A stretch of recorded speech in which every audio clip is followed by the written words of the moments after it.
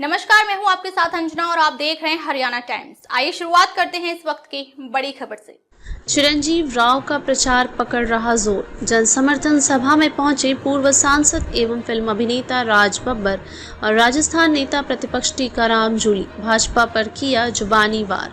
जैसे जैसे चुनाव की तारीख नजदीक आ रही है, चुनावी प्रचार भी रफ्तार पकड़ने लगा है। इसी कड़ी में रेवाड़ी से कांग्रेस उम्मीदवार का प्रचार लगातार तेज होता रहा है। देर रात रेवाड़ी की टीपी स्कीम में जनसमर्थन सभा का आयोजन किया गया। जनसभा में पूर्व सांसद एवं फिल्म अभिनेता राज बब्बर और राजस्थान के नेता प्रतिपक्ष टीकाराम जूली पहुंचे। दोनों ने ही मंच के माध्यम से चिरंजीव राव के पक्ष में वोट डालने की अपील की। पूर्व सांसद एवं फिल्म अभिनेता राज बब्बर ने कहा कि रेवाड़ी की जनता का जोश चिरंजीव राव की जीत को सुनिश्चित कर रहा है। बोले, जनता की आवाज तो भगवान भी सुनता है और जनता की आवाज इस बार कांग्रेस की सरकार है।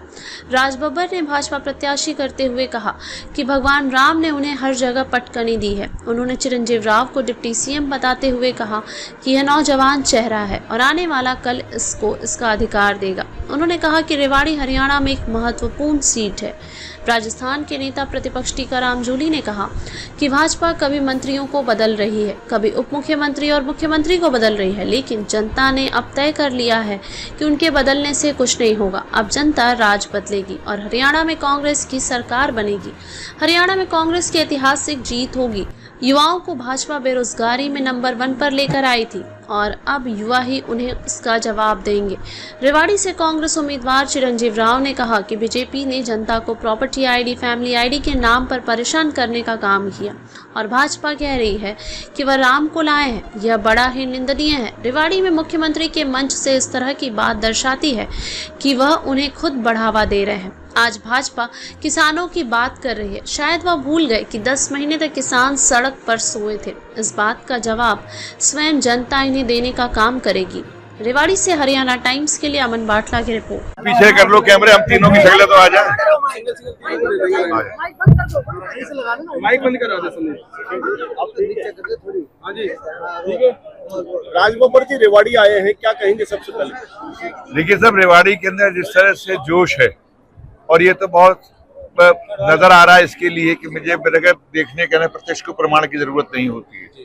चिरंजीवी के लिए लोगों के दिल में बहुत एक जोश भी है, प्यार भी है और लोगों के लिए ये फैसला सा नजर आ रहा है कि आने वाला कल जो है भारी बहुमत से चिरंजीवी जिताएगा। भाजपा लगातार तीसरी बार का दावा कर रही है, एक तरफ कांग्रेस लहर की बात कर रही है, किस तरह देखते हैं राज बब्बर? देखिए, मैं उनके बारे में क्या कह रहे हैं, वो उनकी बातों पे कितना आप विश्वास करते हैं, लेकिन जो है मैं सारे हिंदुस्तान में जहाँ भी गया हूँ और लोगों का और मैं भी विदेश में था 5 दिन पहले, वहाँ भी लोगों का यही मानना था कि जो कहता था उसको कोई लेना देना नहीं है कि वो किस पार्टी से, कहता भाई हरियाणा में तो तुम लोगों की सरकार आ रही है। तो ये एक अपने आप में ये पब्लिक का जो परसेप्शन है वो एक ऐसा है कि कहते हैं ना कि आवाज़ खल्क नकारा खुदा, या जब जनता की जो आवाज होती है वो जनार्दन भी उसको सुनता है। तो जनता की आवाज है कि यहाँ पे हरियाणा में कांग्रेस की सरकार बन रही है। 2014 में नरेंद्र मोदी का जादू था, 19 में जादू था, आज किस तरह देखते हैं? आज तो भगवान राम का जादू है और भगवान राम ने जहाँ चाहा है उनको पटकनी दी है। तो आज तो भगवान राम ने अपना जादू दिखा दिया है। चाहे आप जो चित्रकूट कहो, चाहे आप अयोध्या कहो, है ना, आप जहाँ जहाँ देखोगे, जहाँ जहाँ भगवान के हाँ, चाहे केदारनाथ को, तो भगवान ने तो अपना स्वरूप दिखा दिया है।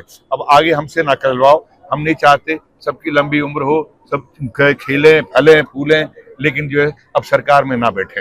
मन से डिप्टी सीएम की बात आपने कही है, कितने आश्वस्त है जीत को लेकर डिप्टी सीएम? क्या आप सर, मैं ऐसे बोलता नहीं, मैं बहुत सोच समझ के बोला है, क्योंकि एक नौजवान चेहरा है और आने वाला कल जो है इस नौजवान को इसका अधिकार देगा। और रेवाड़ी जो है एक बहुत ही महत्वपूर्ण सीट है विधायक की।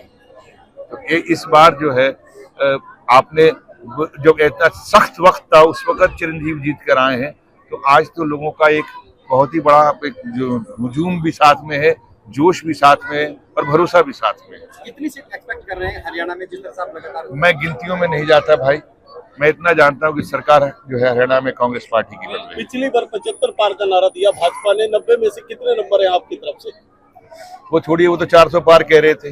और उसका क्या नतीजा है, जो वो कह रहे थे उनकी बातों पर अगर आप जाओगे तो बहुत आधे से भी नीचे उतर जाएंगे। वो खट्टर पंजाबी समुदाय को वो टारगेट करते हैं, आप भी पहुंचे, कितना साथ पाए पंजाबियों को? देखिए, आप जो है पंजाबियों को अलग मत लो। मुझे यहाँ रेवाड़ी के लोगों ने, पंजाबियों ने दिया कि नहीं दिया, लेकिन मुझे गुड़गांव के लोगों ने घबरा गए। बिजनेसमैन, उनको लगा कि साहब वहाँ मेवात में पोलिंग कम हो रही है, तो उन्होंने डर गए बेचारे। और मुझे आके अगले दिन उन्होंने गले लग के कहा माफी चाहते हैं, हमने आप पर भरोसा नहीं था कि इतने आप वोट ले जाओ। तो मुझे रेवाड़ी जैसे क्षेत्र में मुझे इतना वोट मिला है, और मैं उसी भरोसे से कह रहा हूँ कि जब मुझे रेवाड़ी में इतना क्षेत्र मिला है, जो मुझे लेके चलने वाला था, जो चिरंजीवी नहीं मुझे लेके चले, तब मुझे लेके चलने वाला मुझे इतने वोट दिलवा सकता है, तो खुद कितने वोट पाएगा ये तो सामने नजर आ रहा है। क्या स्थिति देख पा रहे हैं? देखिए, जनता ने ये कह दिया है कि ये कभी मंत्रियों को बदल रहे हैं, कभी उप मुख्यमंत्री को बदल रहे हैं, कभी मुख्यमंत्री को बदल रहे हैं। इनके बदलने से काम नहीं चलेगा, हमको राज बदलना है। और ये तय है, बच्चा बच्चा कह रहा है कि हरियाणा के अंदर कांग्रेस की सरकार आ रही है। ऐतिहासिक जीत यहाँ पे हरियाणा के अंदर कांग्रेस की होगी। जिन लोगों ने हरियाणा को बेरोजगारी के नंबर 1 पे लेके आए हैं, युवा उनको अब जवाब देने वाले हैं। अग्निवीर जैसी योजना ये लेके आए थे, जिसमें युवाओं का भविष्य इन लोगों ने खराब कर दिया, और हरियाणा की सरकार ने किसानों को रोकने का काम किया था। आज वो किसान लठ और जेड़ी लेके खड़े हैं। गांव के अंदर जाएंगे तो इनको पता चलेगा।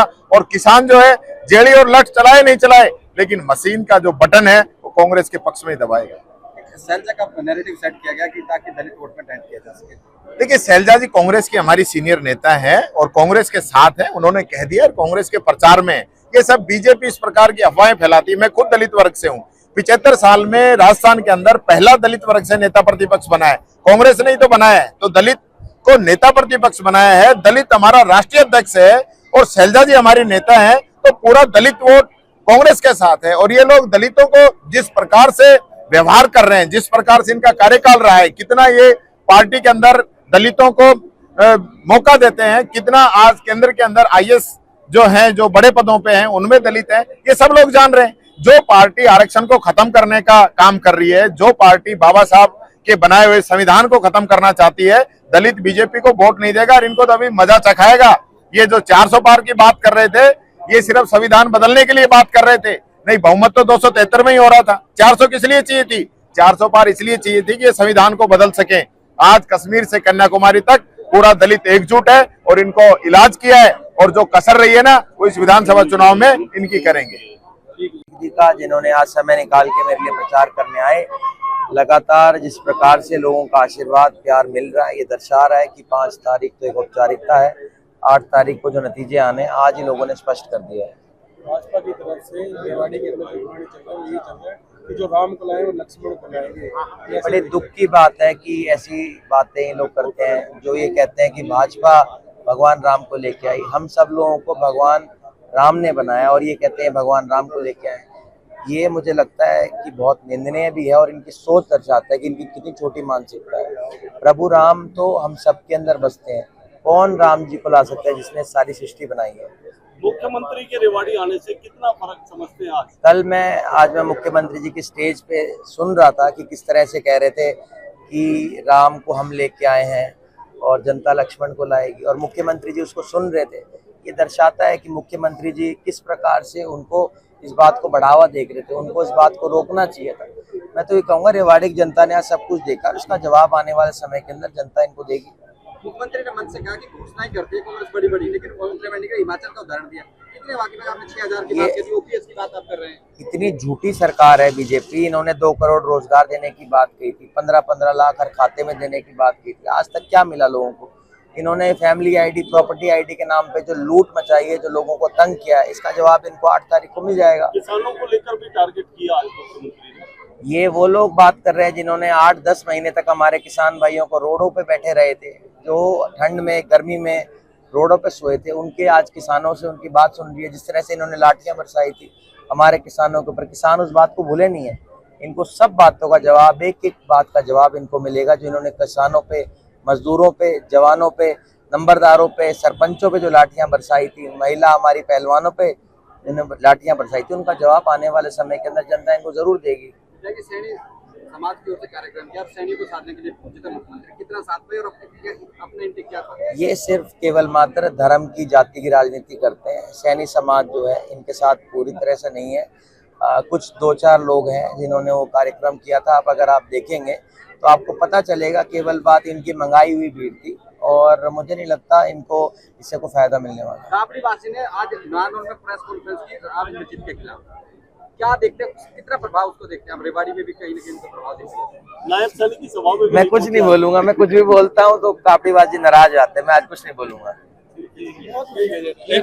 खबरों में अब तक के लिए बस इतना ही। फिर होगी आपसे मुलाकात एक ऐसी ही बड़ी खबर के साथ। तब तक के लिए नमस्कार और देखते रहिए हरियाणा टाइम्स। अगर आपको वीडियो पसंद आया हो तो लाइक करें व सब्सक्राइब करें। ऐसे ही लेटेस्ट अपडेट पाने के लिए बेल आइकन प्रेस करना ना भूलें। अगर आप हमें फेसबुक के माध्यम से देख रहे हैं तो हमारे पेज को फॉलो जरूर करें। धन्यवाद।